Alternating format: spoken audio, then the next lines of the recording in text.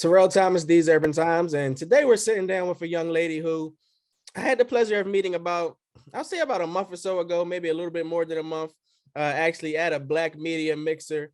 And she spoke with me momentarily about a journey that she was about to take place on as an author and some great writing that she had coming up. So I thought it would be only right that we sit down and give our audience a taste of what she had going up and some coming up and some knowledge of what she had coming up. Miss Shy Rich, how you feel today? What's up? What's up? I mean, I'm feeling great, feeling amazing. One day away from the official release of the book. So, everything is wavy. The vibes are just crazy. So I damn sure want to talk about your novel because I think it's a wonderful thing. I think it's wonderful that you're a young African-American writer.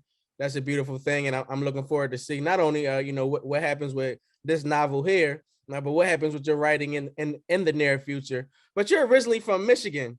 Yeah. You're down here in the Atlanta area. Talk to me about your upbringing and what it was like growing up in the Michigan area. Michigan definitely instilled some deeply embedded roots in me to want to be more progressive and change my mindset. And when I say change my mindset, it's more so of what I can do to help someone else better themselves, and to just kind of get that message. It's kind of a divided culture up there. And just having that division kind of pushed me down here to Atlanta to want to break away and overcome some of the things that I witnessed or experienced as a kid. Okay, I definitely respect that. So as I mentioned, you have a novel that's getting ready to come out. What inspired this novel? And speak to me about when your journey into writing began. Well, I've been writing collectively for over 10 years now. Like I started writing in middle school. Like I remember I won a poetry contest for a Black History poem I wrote called Who Am I? And it was just kind of about the martyrs that fell in society to make this movement possible. So it started way back when. However, transitioning into now, what inspired me to write the novel is to constantly witness the injustices that we had to overcome during the pandemic. So, of course, during lockdown, everything is a little more heightened.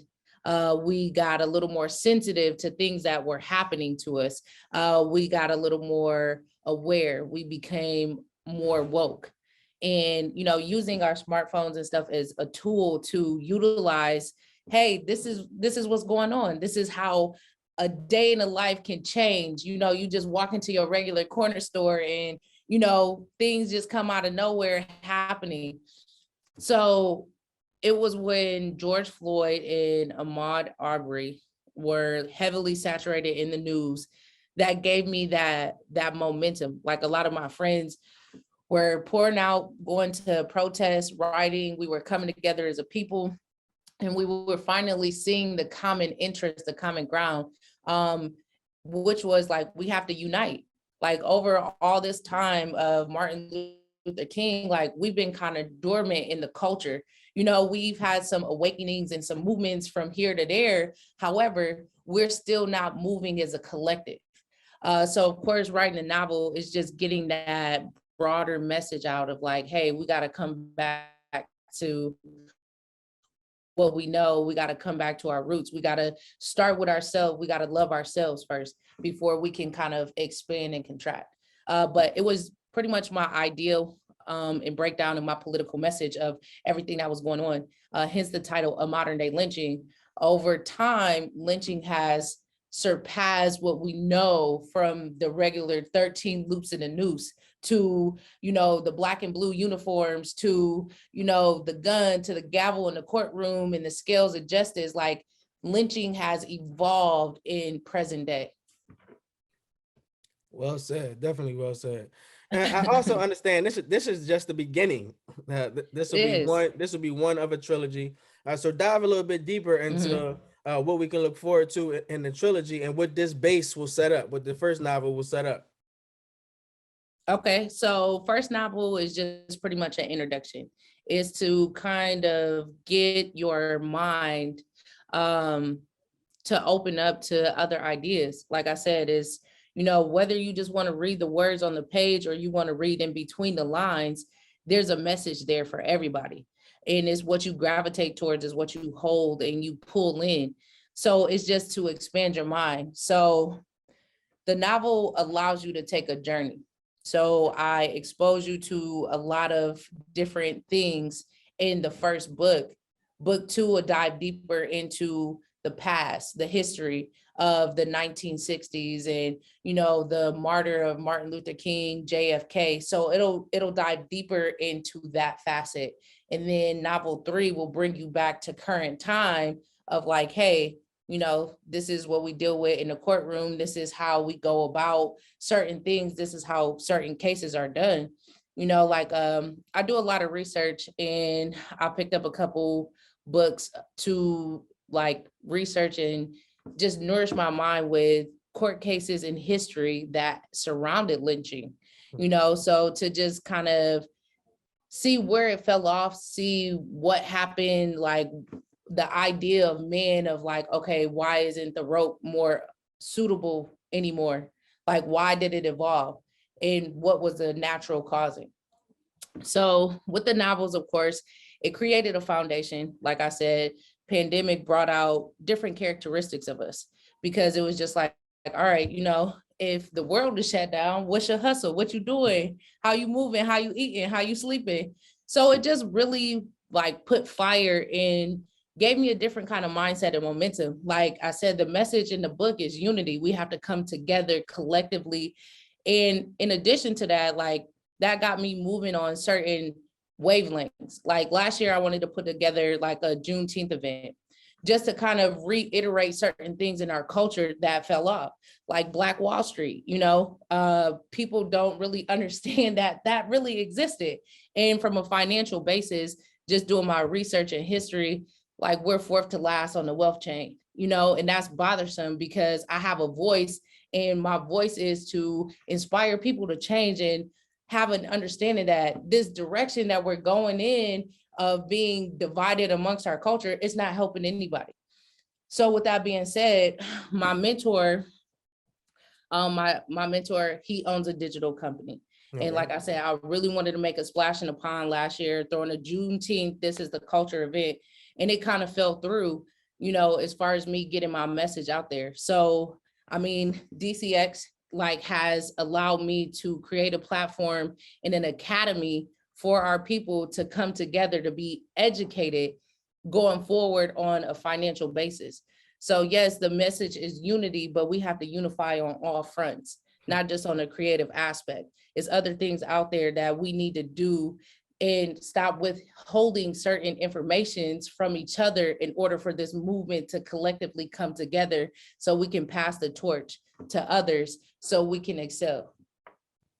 Who were some authors or some writers, as you mentioned, you came into the game writing poetry. Who were some poets, if so, that you were researching before putting your novel out, or that you've read or researched over time? So of course, Maya Angelou, she is a GOAT, the phenomenal woman. Transitioning over, like I have like followed Cicely Tyson, the movies that she has made come to life on the screen. But current time, I would say that I'm most in love with the creator, Jordan Peele. Just the way that he makes everything come to life on screen is, you know, actually one of my aspirations to work with him one day, like put my screenplay in his hand for, you know, him to make that come to life, for him to breathe life into that. But it's just more so he kind of made a new trend for us in like technology, production, directing, simply because he kind of went off on a tangent. He opened the doorway to show us that it's other ways to creatively get a point across, it's other ways to do things. And I mean, for me, it's just like he was a very named like African-American director, producer outside of Tyler Perry. Of course, everybody know who he is, especially here in Atlanta, him having his Tyler Perry Studios, everything like that. So for him, Jordan Peele, to come in and just kind of blow everything up and like, no, like we could do it on all fronts. It don't have to just be traditional church plays. What we know, like, let's expand a little bit. Let's go into the science fiction, like sit down and watch this movie with an open mind, your third eye. So it's just like, man, that was so inspiring. Like, dude, like you don't have to put everything in plain sight for your audience to understand. As you were creating the novel, as you speak now, were you writing it in the sense of seeing it one as a novel and a screenplay? And is this something that you would like to pass on to Peele, or is there something in the future that you would like to write and pass on to him? So my second project is called Do Right, and it is a screenplay dedicated to my late mother that passed away last year, just kind of leaving her legacy behind. It's based off of a true story, but she inspired me on another wave, and just kind of bringing the best characteristics out of myself, not in the prettiest light. So, diamonds are made under pressure, and that's what we go through life. So I just want to leave her with that gem. I would love for that to be the first screenplay produced. However, when I wrote Modern Day Lynching, I could see the scenes being rehearsed and played out in my mind as if I was in the room with the characters and they were having this conversation in front of my face, and I was just recording it. So I would like for this to evolve and grow into something more than what I imagined, for it to exceed my expectations for what was set out. I mean, it was a very creative, passionate journey for me to get book one out. And I feel like it will go in history to be one of my best works, my best novels. But of course, just seeing where we have to start, it wasn't an easy, like the easiest part of this process was writing the book. Getting it out there into the hands of everybody, the publishing world, that was my biggest challenge, is hearing all of the no's from agencies and publishing companies, because of course it's 90% predominantly white infiltrated. Like you have to go through them in order to get your stuff out. And I feel like the title turned a lot of people off. Like they didn't want to give it an opportunity to evolve and grow into what it could be. So I really appreciate Vicki Jones, VMH here in Atlanta, for giving me that opportunity to step out, to let my voice be heard, for everything to finally come together. So it's just kind of like they always say, you'll hear a million no's before you get that one yes. And when you do get that one yes, that's when you have to make it count the most. Now, I understand you have something dope coming up as well. A interesting experience. Talk to me about what you're working on in the event that you have coming up. So it's the Shy Rich experience. Of course, you pre-order your copies, shyrich.com, SHYRICH.com. If you pre-ordered your copy prior to the book's release, you will get a special RSV invitation to the mixer this Saturday. It's the last Saturday of Black History Month. So we are definitely leaving it out with a bang. Like, so it's an afternoon of literature, culture, and conversation over tapas, complimentary cocktails. We just vibing, integrating with each other. Like it's a black tie affair. So, you come out, you dress up. I mean, we're royalty. So I want our people to start seeing and feeling that when you come out to a regular event or occasion. So you come, you pick up your hardcover novel, it'll get autographed, we'll converse. And, it's definitely something to look forward to. Like, so of course you still have time to pre-order shyrich.com to get those last minute RSVPs in. I love that. We are royalty. Yeah. I love that. What's next? What's next, young lady? Of course, we're excited to see what you have coming up with novel one, and you explained a little bit more on how we can dive into the trilogy later on. But we're still young in 2022. Spring is just around the corner. So what's next? Can we see a book tour? Anything in your future?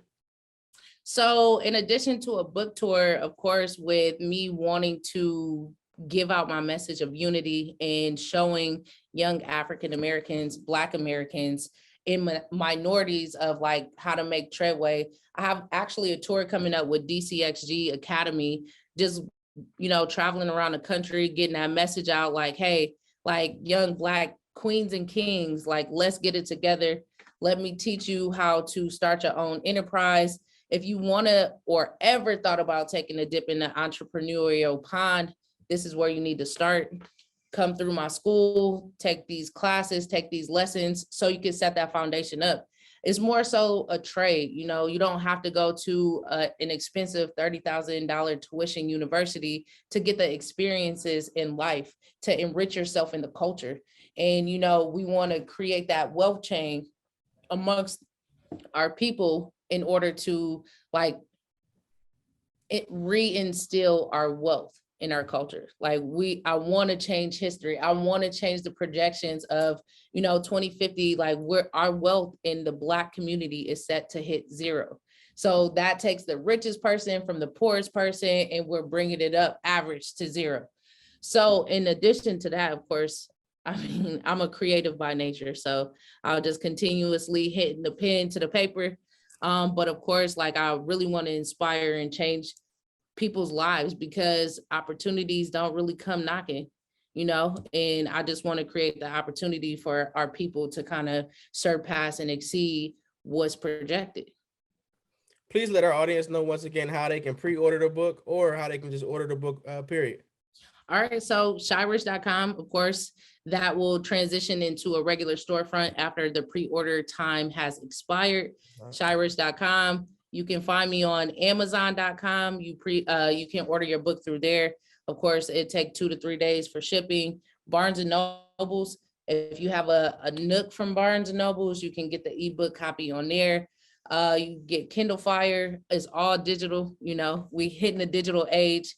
But if you're anything like myself and you just need something tangible to hold on to, still order shyrich.com. You get that copy mailed out to you, order Amazon. And then, of course, to stay up to date with information on me, my movement, and where I trend, you can find me on Instagram at shy_rich. So SHY_RICH.